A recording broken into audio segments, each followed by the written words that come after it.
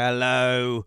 Hello, welcome to the official PlayStation Access Afterparty. Hello. This is where you want to be, to hang out and be excited after the state of play that we've all just watched. That was a good one, wasn't it, Alex? It was a good one. It was a really good one. Like shaking. My name's Rob, if you're new to the channel. We're joined today by Alex. Hello, everybody. We've all just watched the state of play. I think we're going to have to start immediately with the big reveal right at the end. Yes. We've got our first look at Marvel's Wolverine. Oh, yes. Coming fall 2026. For any UK viewers, that means autumn 2026. Oh, yes, thank you. My God, I'm excited about this game, Alex. It looks incredible, visceral, brutal. It looks so incredibly Wolverine. It does. We had the announcement before, but this is the first time we've seen a proper look at the game, and it was also revealed that Liam McIntyre will be the actor portraying Wolverine in this game. We saw a few characters in the gameplay that was shown. I am not sure I could be any more excited for this. Insomniac, they're absolutely knocking it out of the park this generation. How do they do it? How do they keep doing it? We've had Ratchet and Clank Rift Apart. We've had Spider-Man 2, Spider-Man Miles Morales, and now this. I think it looks incredible. I can't wait. I know Liam McIntyre from Spartacus, which he was in many years ago, and he was great. That had a lot of like brutal combat in it, and he's good at doing all the grunts and I think he is probably the perfect casting. It caught me out, but it really feels like a really good casting choice to me. You've got the comments up there, yes. Alex. So please do. Let us know your opinions, what you're most excited for, and Alex will be intermittently reading them out as we go, but we're just going to sort of carry on the hype, I think, and go through everything that was revealed today. We ended strong. We started off really strong as well. So S.O.S, the new game from Housemarque that was revealed a few months ago, we've got to see the first gameplay of that today, like quite a substantial amount of gameplay as well. I thought big chunk. Rahul Kohli. Another sort of like A-list acting talent fronting up this game. This, I think anyone who's played Returnal will sort of be very familiar with the kind of style of this, like Housemarque. Again, another studio, another PlayStation studio that has really, I think, come to the fore on PS5. This looks like an amazing sort of evolution from the kind of gameplay we saw in Returnal. I suck at Returnal. Alex, I know. I think you've got the platinum, yes, right? What did you make of this? I absolutely love Returnal. It's one of my favourite PS5 games, I think. Certainly top 5, let's say. And to see how that DNA is being taken to another level, just the sense of scale with the environments. I could see in the combat as well. There's going to be lots of new things to play with. I like the new shield system. Looks really cool. You can absorb and use that to power other attacks. I think they're really finding new ways here to make that combat a bit more layered. And it was layered in Returnal to begin with, but here it feels like there's going to be a lot more involved. And I like the idea of having this like second chance system as well, where there's always permanent progression. Even if you fall down, even if you are finding a part of the game difficult, it feels like there's going to be ways that you can keep progressing and keep moving forward in your quest. I think it looks incredible. I'm on board. The moment that I saw him move quickly, I was like, okay, we're back. Yeah. It feels like Returnal, but everything's being taken up a notch. I am fully on board. I was going to say about the shield, it reminded me a little bit of Resogun as well, which is what Housemarque made at the beginning of the PS4 generation. Yes. So we can see a lot of the DNA of Housemarque's sort of back catalogue of games coming to the fore, I think, in S.O.S. We've got a release date as well, March 20th, 2026. It's not long away, is it? Which is, 5-6 months away? Something like that, yeah. Not that, I mean, that'll go like nothing. That's right around the corner as far as I'm concerned. But yeah. Sorry, Nate Eames says, can Alex rank each game by how likely he is to platinum them? We'd be here all night if I was here going through how likely I am to platinum. Well, you're almost certainly going to get the S.O.S. S.O.S has got to be up there. I mean, Wolverine will definitely be having a very good look at that. There's a whole bunch of games here that I'm going to be sinking my teeth into.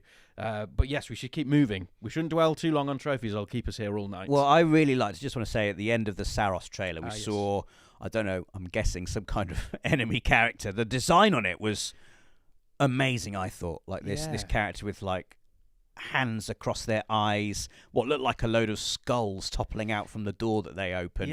The music that we got to hear in the back, I mean, the music in Housemarque's games. Resogun, Returnal, I think, won awards and rightly so for its score. Yeah. And the music in S.O.S sounds every bit as brilliant. There's like this little sort of thread, and again, it was in Returnal as well, but it feels here like the sort of there's this slight edge of horror. This kind of there's this sort of spooky, eerie, sci-fi horror. Alien, and I mean that in the spooky sense. You know, like this unknown territory, unknown monsters you're going to be facing. I really like tapping into that sci-fi horror side of stuff. It's really cool. Yeah, can't wait to see more. It's more. definitely my vibe. Yeah, I wish I was just better at video games. There's plenty of time, Rob. Now we know S.O.S is coming. Maybe dip your toes into Returnal, get a little bit of practice there, and then Speaking of vibes, the trailer we saw next was for Zero Parades, the new game from Zaum, the studio behind Disco Elysium. Again, I thought just the art style in this trailer of this new game, so unique, so interesting. Yeah. Obviously, it looks like structurally it follows a similar sort of tabletop-esque progression system and decision-making system as what we saw in Disco Elysium. Yes. Really intrigued to get my hands on this. We know very little about the game, indeed, other than sort of like the artistic flourishes we've seen in these trailers. But I feel like, very much like Disco Elysium, Zero Parades looks like a game that's very much about the vibe, absolutely, and the feel of it. And yeah, definitely. And I really like these games that they create at Zaum, where the characters are so complex and your interactions and relationships with them are so layered, and you can create, you can have a lot of fun with the character interactions. Certainly that was the case in Disco Elysium. I hope that's the case here. It looks, again, like a game that is taking DNA from a previous title and sort of elevating things again. And it's really exciting to see. I can't wait to see more of that one as well, for sure. Yeah, I mean, there's some really interesting looking games throughout the State of Play that we'll get onto in a sec. But yeah, Zero Parades I've definitely got on my radar. Flight Simulator 2024 is arriving on December the 8th. Mentioned in the trailer as well that PSVR2 support is being worked on with that, which is very interesting. Definitely one to keep an eye on. We then got another trailer drop for Battlefield 6. This is weeks away now. October the 10th. It looked amazing. Battlefield 6 is coming. I thought the beta was some of the best fun I've had in terms of a multiplayer shooter in a very long time. And I was very sad when the beta ended. But the fact that, what are we now? We're like, a couple of weeks away from Battlefield 6 coming out. I can't wait for this. Absolutely cannot wait. And I'm determined that I'm going to get good at this game. Really? This one? Yeah. Okay. I'm going to get good. Battlefield 6. Because I was very poor at the beta. I always think with these games, having a great single-player campaign is always a really nice way to sort of dip your toes, get used to some of the different weapons. And I think the campaign looks amazing. Like, it looks like there's going to be some amazing missions taking you to all sorts of different locations. Just the buildings collapsing, massive battles. It's going to be a campaign filled with like epic moments. It's a real spectacle, isn't it? Yeah. And I think it's very unique Battlefield in that it manages to take that spectacle into the multiplayer as well. And even just in the beta, just the amount of, it would feel like you were playing part of like an explosive set piece in a campaign. Yeah. I can't wait for this. Like, I am not traditionally very good at first-person shooters, but as I say, I'm going to make myself good at this, Rob. We're all behind you in this one. Thank you. Well, what's the chat saying? Any Battlefield 6 opinions? Well, Harrison Fallow says campaign looks good. Yes. Yeah, it's cool. There's a lot of excited people in the chat. There's lots of people saying they still talk about S.O.S, still saying they can't wait for S.O.S. That's Flamed Beacon there. I see you, Flamed Beacon. There's just lots of excitement. People all mentioning all sorts of different games. Some of them we haven't got onto just yet. I'll keep picking them out where we can. Keep the comments coming. Let us know what you're most excited for. We then got, this was a nice surprise, Deus Ex Remastered. Yes, a classic. Deus Ex, one of the most iconic, one of the most celebrated, one of the most critically acclaimed video games of all time. Well, I have a confession to make. I have never played the original. I've never played the original. So what perfect opportunity. And now it's coming. There's a remastered version coming to PS5 on February the 5th, 2026. 2026 is already looking stacked. So now an opportunity to revisit one of the most influential role-playing games of all time. I don't think there's like a decision-making cerebral RPG out now that doesn't owe something to Deus Ex. I've heard so much about this game. It's very much at the top of the family tree. Yeah. And you think of games like, Dishonored and Control and all of these kind of sci-fi decision-led role-playing games can all very much trace their roots, I think, to Deus Ex. Like, an incredible game to get the opportunity to revisit. I'm really excited to play it, and the sense of freedom. I've heard all about lots of ways you can approach the game and be very achieve your goals in lots of very funny ways. I can't wait to play around with those systems, different ways, all the different RPG systems that are going on there. I can't wait. It's the perfect time to visit an absolute classic. Definitely. I mean, it was a game from that era, sort of that early 2000s era, where Matrix Mania was still very much everywhere. Going around with sunglasses in a black leather trench coat was just like the coolest thing you could possibly do. And I like that kind of sci-fi, that kind of vibe is now sort of endearingly retro almost. It's like I like to just relax with a little bit of sunglasses and leather sci-fi. So the fact that Deus Ex is now could be considered like a retro classic. It's a throwback. It's amazing. I can't wait. I again, like you, Alex, I never actually played the original. A massive fan of Human Revolution and Mankind Divided. I think the way that series has evolved with the modern into like a modern game has been amazing. So a chance to sort of revisit its origins. Very exciting indeed.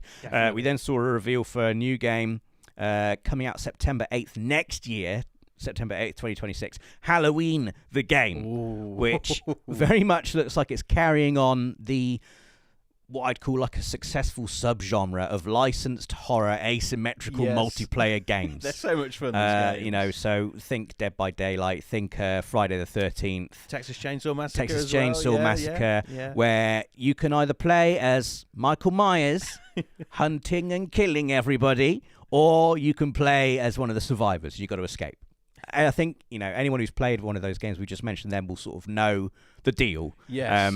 But the fact that it doesn't get more iconic, I don't think, when you talk about horror franchises that would fit this mold than Halloween. Probably, we've got a Michael Myers mask in the office somewhere, I'm pretty sure. That's true, we do, somewhere. I think it was originally posted to Ash, but I put it on. Right. I remember this. And Ash was like, your face germs are in that now, you can keep it. It's probably a fair shout. I wore it to my sister-in-law's Halloween party once. Oh, no. And when we got there, I said to my wife, just park. I'll get out of the car now, you park. And I stood outside their house and just looked in through their kitchen window wearing my Michael Myers mask. Oh, my God.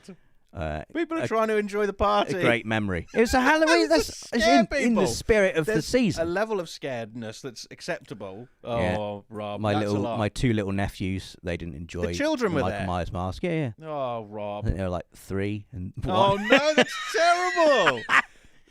It's fine. It's fun. It's all good fun. Anyway, this game looks like it's going to be good fun. I love that they're including the shape jump thing as well with this, where you can very quickly, because it is ridiculous how Mike Myers can almost teleport in some of the fiction he's appeared in. I love that you can do that here. We like the fact that we're getting to see, okay, how is it that Michael Myers always manages to just appear? Yeah. Well, he actually does this. He sort of like teleports through time and space. That's how he does it. And now we get to do that ourselves. Very exciting. So that'll be one for Halloween next year, September the 8th, 2026, Halloween the game. We then saw, it was the RPG section. So we saw Last Epoch is in development for PS5, plus the Oribis expansion, the 7 Deadly Sins Origin, based on an anime, coming January the 26th next year. We then got to see a little bit of Sonic Racing Crossworlds, which is coming out tomorrow. Yes. We got to see a little bit of footage of the Mega Man DLC that's going to be incoming. Cool. I thought of Rosie. Rosie will be liking that. Yes, wherever she is right now, she's off this week. I thought of Rosie as well, and I could almost hear her. I could almost hear her voice. Excited noises. Rosie's on holiday this week, otherwise she would be here right now sitting on that sofa next to you, Alex. Indeed. Getting very excited about Sonic. As it happens, we're going to move on to the Alex section of the State of Play. Here we go. February the 6th, 2026 is Nioh 3 Day, Alex. 3. Put it in your calendar. We finally have a release date. I've already got it booked off. I haven't. I need to have a conversation with Nath. But your job is is to be playing it and covering it. What's better? I'm so excited. It looks like there's going to be a really interesting story here with lots of characters all vying for different things. There's going to be lots of warring factions. We got some glimpses of bosses we haven't seen before, just a few shots in there. Some cool attacks, special weapon attacks we haven't seen before. It's going to be incredible. The closed beta that we played, or the alpha, sorry, that we played a few months ago is really, really cool. Mega excited for it. It's going to be probably one of the best Souls-likes of the year. Just keep an eye out for it. I mean, February the 6th is mere months away now. That is not a long time to wait. It's not. I just can't wait. February 2026 in general is already looking stacked. I don't know what. It's already too much. I mean, 2025 has had too many games, in my opinion, and they should stop making them just for a little bit so I can keep up. But, you know, Nioh is a series that you famously champion all of the time, Alex, constantly trying to convince us to do Nioh-vember. Oh, I'd love to do Nioh-vember. And just do only Nioh for an entire month. An entire month of just Nioh. It's not going to happen, but Nioh-vember. I appreciate... I want to see comments in the chat asking for Nioh-vember, please. Well, you're not going to see many. Come on. I appreciate your enthusiasm, though, Alex. And again, Nioh is one of those games that I've always admired from afar, because for regular viewers of the channel, you'll know, excuse me, I am terrible at Souls-like games. I'm not very good at Nioh, but you love these kind of games, Alex. I think you're doing yourself a disservice, Rob. It's one of those games, Nioh, where when it clicks, it really... It's similar with they Returnal. All say. I know, it's a bit cliche, but honestly, when you get the rhythm, it's incredible. Nioh 2 took things up a notch significantly from Nioh 1 and introduced some really cool new ideas. I can't wait to see what they're doing with the third game. I'm all in, and we don't have that long to wait. So, well, buckle up is all I'll say. Buckle up. It's going to be amazing. We then got to see a Dynasty Warriors 3 Complete Edition remastered, with some lovely sort of side-by-side footage of what the game originally looked like and what it's going to look like. I love it when they do that. When it comes out March the 19th, 2026. Dynasty Warriors, I think it's one of those series that everyone has enjoyed at some point. Yes. There is just something incredibly comforting and familiar and wonderfully therapeutic about taking out literally hundreds of men in one electric combo. It's the ultimate sort of power revisiting fantasy, actual historical battles, but playing them out in this wonderfully stylized way. What a formula, and I hope they keep making Dynasty Warriors games until the heat death of the universe. I just keep them coming, as far as I'm concerned. There's something delightfully Moorish about them when you start playing them, I think. I agree. Got that design. I know staff writer Connor's enjoyed a few Dynasty Warriors games You recently. nearly didn't call him by his correct title then, Alex. I know, I'd have been in a lot of trouble. Yeah. And yeah, he's all in on those games now, so it's cool to see him getting into the series a little bit late on, but he's in now. So. Yeah, there's no late. Yeah, you arrive at these series precisely when you mean to. Exactly. And yeah, there is no being late to Dynasty Warriors. Don't you just get in there and slice up people, thousands of people. Yeah. Code Vein 2 was next. Another one that you're excited about, Alex. This is coming January the 30th. Yes. Another pleasant surprise from this state of play. A week before Nioh 3, basically. You got not long to get the platinum in this. Then you played the first Code Vein. I did, and it really surprised me. I was going through a phase of looking for Souls-likes, and I sort of stumbled across it. Really, I fancied a new challenge, and the first Code Vein is genuinely, I think, really underrated as a Souls-like. It's a really, really good, very sort of.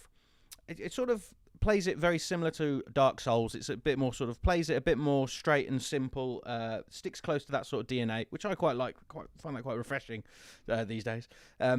And I can't wait to see what they do with the second one. It looks like it's going to be even more bombastic and over the top with ridiculous attacks. Some of the bosses look even bigger and nastier and scarier than the first game. It just looks like another incredible Souls-like, and already 2026 looks stacked for that subgenre. Yeah. So we're going to be busy. Lots of bosses to fight, lots of weapons to be throwing around. It's just going to be a busy time. It's amazing that we were there to see the birth of a genre. It's quite rare, isn't it? Just the Souls-like genre. It has sort of become its own entire thing, really. Yeah, it's sort of snowballed, hasn't it? It is interesting. So much so that, these days people do ask, is it a Souls-like? Yeah. You see it all the time, don't you? Is it a Metroidvania? Yeah. Is it a Souls-like? Yeah. The next game is not a Souls-like. this is for me. This Final Fantasy Tactics, the Evil East Chronicles, yes. coming September the 30th.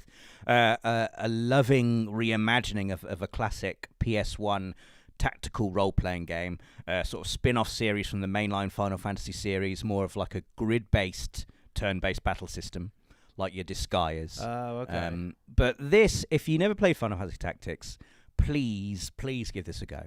Especially if you are a fan of Yasumi Matsuno's other works, including Vagrant Story, which I often say on the channel is one of my favourite games of all time, and Final Fantasy 12, probably his most well-known work, but also the composer Hitoshi Sakimoto, a regular collaborator with Matsuno, and those two together, just the way, the sort of like the vibe of the story that Matsuno tells, combined with that very distinctive art style that he has and Sakimoto's music. It's beautiful. If you like Final Fantasy 12, if you like Vagrant Story and you haven't played Final Fantasy Tactics, you've got to play this.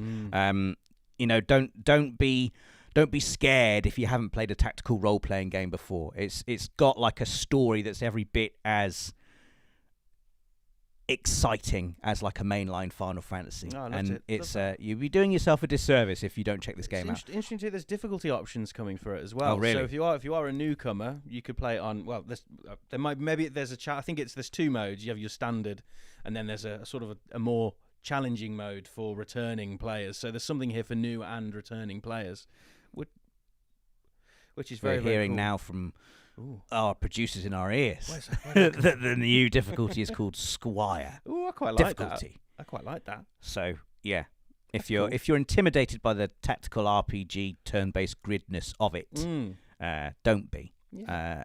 Give it a play. I simply must read out this comment from Kaz Caspis, who says, we've got Nioh-vember followed by January in the Nioh year. Terrible. So we can play loads of Nioh all the time. That's one of the worst comments I've ever heard. Thank you for that. Next up, I enjoyed the presentation of this game a lot. Let It Die, Inferno. Yeah. We've got a theme of just funny games with just very enthusiastic devs presenting them in humorous ways, and I'm here for it. I very much enjoyed seeing Let It Die Inferno, which is coming, again, not long to wait, December the 3rd. Oh, wow, yeah. And then we saw another sort of like surprise announcement, Chronoscript, The Endless End, which is coming in 2026. One of the most unique art styles I think I have seen thus far. I think that the vibe is hand-drawn pen style, I think like they describe it as. pen, hand-drawn pen art style.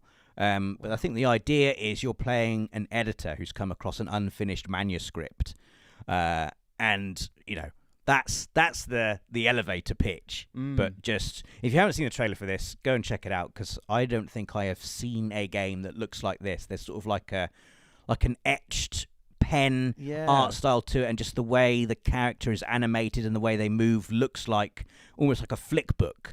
The way they're animated, it's really beautiful, really unique and intriguing. And from what I can tell, it looks like it's going to be a side-scrolling. I guess you'd call it a Metroidvania-esque type game, but with an art style that is unlike anything I've seen before. Another one to absolutely check out. And it looks like he was doing like I'd almost compare it to the Plucky Squire, where your character was sort of like coming out of the material reality of the world at some stage. It reminded me of that as well, yeah. Really excited for that. Looks extremely unique. Can't wait. The next game is a game that I've played, that I think staff writer Connor played at Gamescom. We've finally got a release date for it, March 19th, Crimson Desert. The incredibly ambitious-looking single-player, open-world fantasy role-playing game from Korean developer Pearl Abyss, the developer behind the MMORPG Black Desert Online. So this is, I think it started off sort of like as a spin-off to Black Desert and has since evolved into its own thing. So you play as Cliff, basically, just a badass who goes around killing people. But I got to play a few bosses a few months ago, and Connor played at Gamescom like a more of a contained mission, and you got to experience some of the open world elements.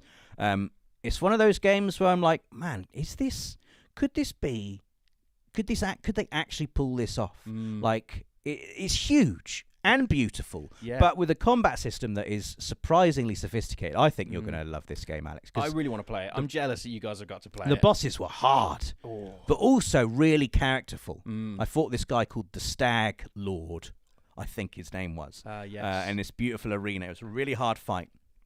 And when I beat him, his sort of like death animation was to crawl up the steps to his throne, and he sat on his throne, and his blood sort of like in like a waterfall just like trickled down the steps. But in like a really sort of like, it was almost quite poignant and poetic how he died, and he sort of sat on his throne, and then the scene cut to the next boss fight, and I was carrying the Stag Lord's shield. So just, I think it's going to be like Souls-like do very well, where each boss feels like an event. Yes. And they're not just, they're not just a bigger version of monsters you've already been fighting. They're named characters. They have their own backstory. They feel like they've got their own agenda. And it's just the variety of bosses as well. Like there was, you fight one-on-one against other human-sized enemies. There was one monster, this enormous sort of crab-like creature, where I had to sort of like scale on its back and like hook myself on with like a grappling hook and swing up onto its back. That's cool. And I think it's going to be... There are lots of people I think it's going to be amazing. In the comments, there's lots of excited people. Aoife Hart says, Crimson Desert still looks too good to be true. This so is what stupidly cool. This is what I'm saying. Like, it does look too good to be true. But every time I see it, every time, I've played the game, Connor's played the game, I can't... It is that good from what we've seen. Says Crimson is going to consume many hours of my life, and I'm totally ready for it. I think it's going to be something special. It's going to be a good game. I think it's going to be really good. So we've finally got the release date, March the 19th. Yes. Not long to wait now. Yeah. We then got a very cool reveal: the Pulse Elevate wireless speakers.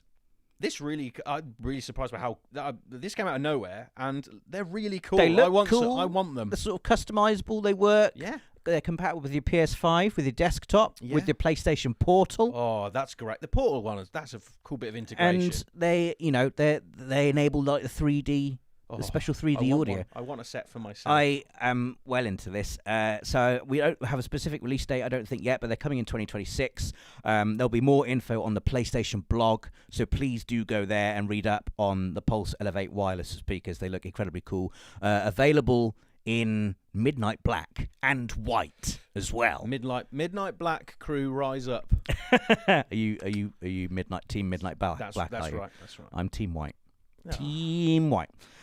So next up, we got some PlayStation Plus news. So the monthly games are going to be Alan Wake 2. What a game. I have not played it. I've not played it. And it's one of those Plus games where I'm like, yes. Now I'm going to play it. Here we go. I can't wait. Cocoon and Goat Simulator 3. Which is very cool. A little nice mix there, yes. Yeah. Heard good things about Cocoon from Dave. It is. I played a little bit of it, but Dave really got into it. Yeah. Very good. That's an incredible lineup, I think. Also, we got the news that on September the 26th, The Last of Us Day. Yes. The Last of Us Part 2 is also coming to the game catalogue for PlayStation Plus Extra and Premium members. And this includes the No Return, expansion. Yes. Which is an amazing game, I think, in its own right. I agree. Very exciting for people whoever hasn't played The Last of Us Part 2 yet. Get that played. It's one of the greatest games ever made, in my opinion. We then saw a very exciting update for Gran Turismo 7 to celebrate the fact that over 100 million units of Gran Turismo have been sold in the series' 30-year history. The Spec 3 update is coming in December, with some exciting new extras to be thrown in, including 8 new vehicles, which I am looking forward to lovingly looking at in the PlayStation VR2 garage mode, which we were talking about earlier today, in fact. Yes. And I was being mocked in the office. There was a bit of that, yeah. But I maintain it's one of the best ways to enjoy Gran Turismo 7 is to pop your PSVR2 headset on and just look at the cars. Yeah. I quite like racing them, to be honest. I do as well. But like, these are the most beautiful cars you will see outside of seeing real cars. They do look incredible, and you don't get to see a Bugatti Veyron every day, do you? It's true. This is as close as you can get to seeing one without being, a mega rich footballer or something.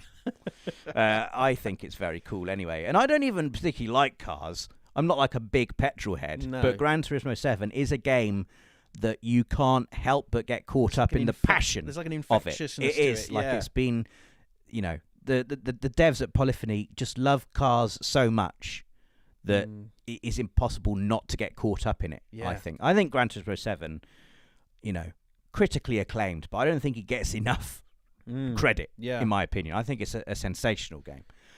So the more of it, the better, in my opinion. Absolutely. We then saw, to celebrate God of War's 20th anniversary, the very cool-looking God of War 20th anniversary DualSense.